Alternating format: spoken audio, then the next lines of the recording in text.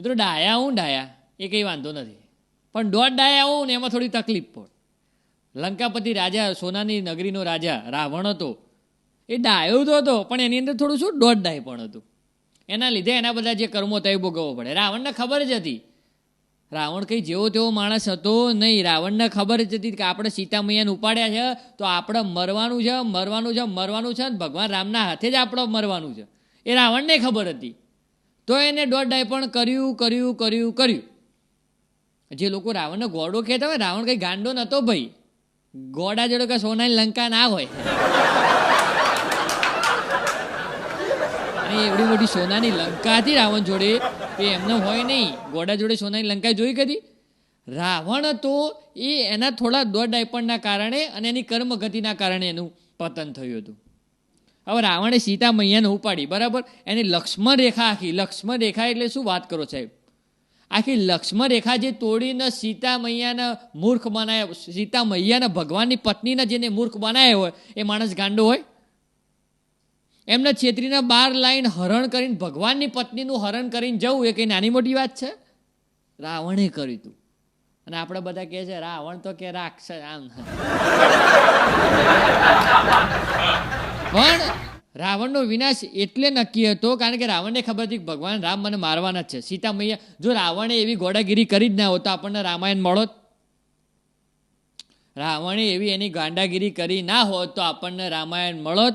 એટલે જે થાય આદિ અનાદિકાળથી ચાલ્યું આવે છે કે જે થાય એ સારા માટે થાય અને કંઈક ઉદ્દેશ માટે થાય છે. જે પણ થાય છે આજે તમારા જીવનમાં કંઈ પણ ઘટી રહ્યું છે, કંઈ પણ સારું ખોટું, કંઈ પણ સારું ઘટી રહ્યું એ કોઈ ઉદ્દેશ માટે થાય છે, ખોટું ઘટી રહ્યું છે એ પણ કોઈ ઉદ્દેશ માટે થાય છે. આ તો સારું ઘટે તો ઠીક છે, બાકી જો કોઈ ખોટું ઘટી ગયું તો કે અમારે તો ખોટું જ કરે ભગવાન. દુશ્મન છે ને ભગવાન તમારું એટલું કરે. ભગવાનના આરોપ આપવા વાળા પડ્યા, તમને ખબર છે? લોકો ભગવાનને કહે છે ભગવાન તમે મારી જોડે આવું કેમ કરો? એ દુશ્મન છે તારો મોટા મોટો એટલે કરે છે.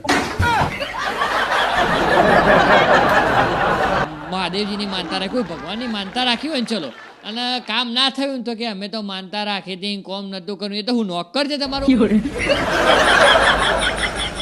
ભગવાનની ભક્તિ કરાય, ભગવાનનું સ્મરણ કરાય, ભગવાનનું નામ લેવાય. ભગવાન એમ કહે છે કે સારા કામ કરો, સારા કર્મો કરો, ઓટોમેટિક તમને ફળ મળી જશે. પણ આપણને શું છે, એ બધા કર્મો બર્મો જ્યાં બધા તેલ લેવા, આપણને એમ છે 500 ગ્રામ પેડા મોટા અગરબત્તીમાં 20 રૂપિયા સેટિંગ આવી જાય, સારું ના થાય લે. આખા ગોમના બૂચ મારવાના ને પછી એમ કહેવાનું કે હે ગણપતિ દાદા હું તમને 2 કિલો લાડવા ચડાવી દે, મારું આટલું કામ કરી દેજો. ગણપતિ દાદા ગોડા તે તાર કામ કરે? તમારા કર્મો જેવા હશે એવું તમારું થવાનું છે, એવું તમારું જીવન નિર્ધારિત થશે, એવું તમારું જીવન નક્કી થશે. તમે જેવા કર્મ કર્યા છે એવું તમારે ભોગવવું પડશે ને એવું જ તમને ભવિષ્યમાં મળશે. અત્યારે લોકો નહીં કહેતા કે જોન ભાઈ આ 2 નંબર વાળા કેવા જલસાથી જીવો, પાછળથી જે થવું હોય થાય, આમ ને તેમ ને ફલાણું ઢીકણું આવું બધું હોય. અત્યારે શું છે, ઈમાનદારીથી જીવતો હોય, જે સાદેથી જીવતો હોય, જેની અંદર નિષ્ઠા હોય, એ બિચારો માંડ પગારમાં પૂરું કરતો હોય, માંડ વળખા મારતો હોય. અને પેલા 2 નંબર વાળા તો કાળો ઘોડો લઈ નીકળે બાકી સ્કોર્પિયો ગાડી, કાળો ઘોડો અત્યારે નામ આવ્યું પાછું બજારમાં. એ બધું ઠીક છે પણ એ હાલ ખબર ના પડે, એ આગળના સમયે ખબર પડે. અને આગળના સમયે જે અત્યારે ઈમાનદારી લોકો જીવી રહ્યા છે એમનું જીવન તમે જોજો ને જે હાલ બેમાનીથી જીવી રહ્યા છે એમનું તમે જીવન જોજો, ઘણો તમને ફરક ચોખ્ખે ચોખ્ખો દેખાઈ જશે. પણ અત્યારની માનસિકતા શું છે કે પાછળ જે થવું હોય થાય, આપણે અત્યારે જીવી લો. એવું નથી, તમારી માનસિકતા બરોબર છે કે પાછળથી જે થવું હોય થાય, બરાબર, પણ સારું કરીને જીવો ને. લોકોને બૂચ મારીને જીવવાનો મજા.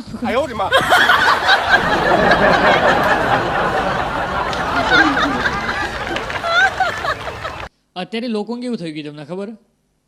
અત્યારે તમે તમારું દુઃખ કોઈના સામે જઈને વ્યક્ત કરો છો, તમે તમારા મનની વાત કોઈના આગળ જઈને મૂકો છો, તો એને દૂર કરવું તો ક્યાંય ગયું, એને લોકો અત્યારે વધારવામાં પડ્યા છે બસ.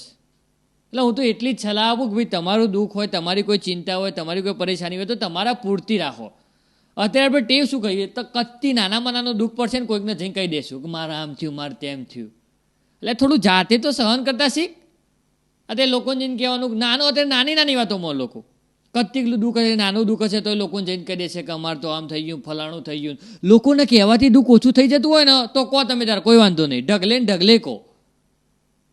પણ અત્યારે તમે એક વાત સમજી લો કે તમે કોઈકને દુઃખ કહેશો તો એ દુઃખ તમારું ઓછું થશે નહીં, અત્યારે એ દુઃખ તમારું વધશે. કારણ કે લોકોની ટેવ જ થઈ છે, લોકોના ધંધા જ આ છે દિવસ રાત. તમે એને વાત કરી તો એ તમારી વાત બીજા 4 જણાને જઈને કહેશે. તમને એમ છે કે ભાઈ આ તો મારો લાલો છે, કોઈના ના તમારો એમ છે. તમને એમ છે કે આ તો મારો લાલો છે ને આ તો મારી લાલી છે, કોઈને નહીં કે ના. એવા વેમમાં રહેવાનું બિલકુલ એટલે બિલકુલ નહીં. અત્યારે છે શું તમારી લોકો તમારા જોડે વાત લેશે, બરાબર જાણશે અને પછી ગામમાં જઈને કહેશે. તમારું 5 કરોડનું દેવું થયું હોય ને તો તમને તમે કોઈકને કહો છો કે ભાઈ મારા 5 કરોડનું દેવું થયું છે, બરાબર. તો એ દેવું તમે કહો છો કંઈ ઓછું નહીં કરી નાખવાનું હોય. 5 કરોડ તમને આપી દેવાનું, આપી દે તો કહી દો તમે તમારે. એવું પછી આખા ગામમાં જઈને કહે છે ને આખું ગામ તમને પ્રેશર કરશે કે આ તો 5 કરોડમાં ઉઠ્યો કે.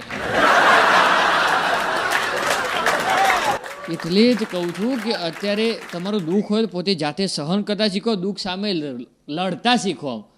અત્યારે લોકો સહેજ દુઃખ આવી જાય, મારા આટલું બધું દુઃખ છે, કુવામાં જઈને પડજા હોય તો દુઃખથી ગભરાવાનું નહીં, દુઃખથી સામનો કરવાનો. ગમે તેવી ખરાબ પરિસ્થિતિ આવે તો એના પછી સારી પરિસ્થિતિ આવવાની છે નક્કી જ છે.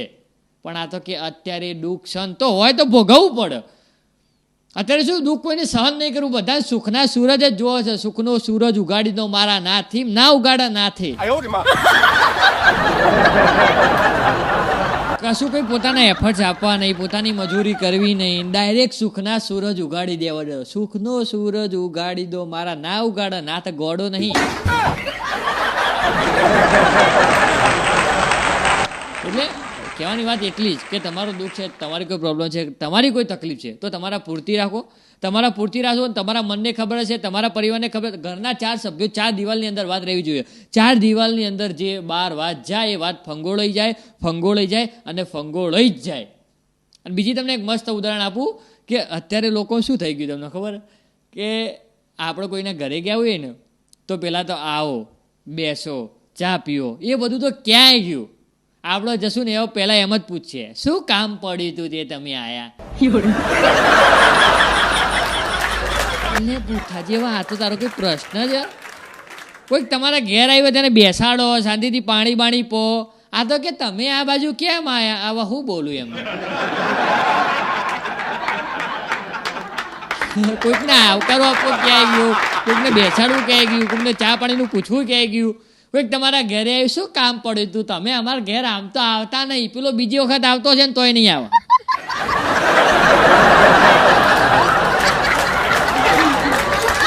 તારા આંગણીએ જો કોઈ આવે આવકારો મીઠો આપજે. રે લાઈન તમે સાંભળી છે ને, હજી તારા આંગણીએ જોઈને કોઈ આવે તો આવકારો મીઠો આપજે. આવકારો મીઠો હોવો જોઈએ. લોક તમારા ત્યાં કોઈ હાલ હું અહીંયા આવ્યો છું બરોબર, તો મને બીજી વાર અહીંયા આવવાનું મન થવું જોઈએ. આ કાર્યક્રમમાં મને બીજી આવવાનું મન થવું જોઈએ. અહીંયા લોકોને એવું વાતાવરણ હોવું જોઈએ તો મજા આવે. હું અહીંયા આવ્યો ને બધાના મોઢા ચડી ગયેલા હોય પછી મને એમ થાય રહેવા દે ને, ખોટો દિવસ બગડ.